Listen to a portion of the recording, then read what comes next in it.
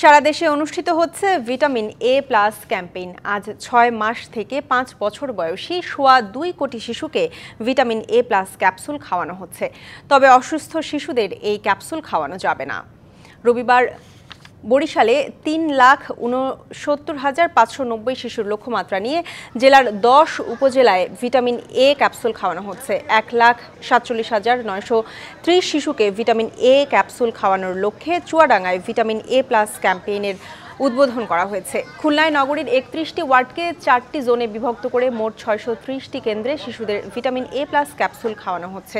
সিলেট মহানগরে এবছর ৩৬৮টি কেন্দ্রে মোট ৭৮,২৪১ শিশুকে ভিটামিন এ প্লাস ক্যাপসুল খাওয়ানো হবে।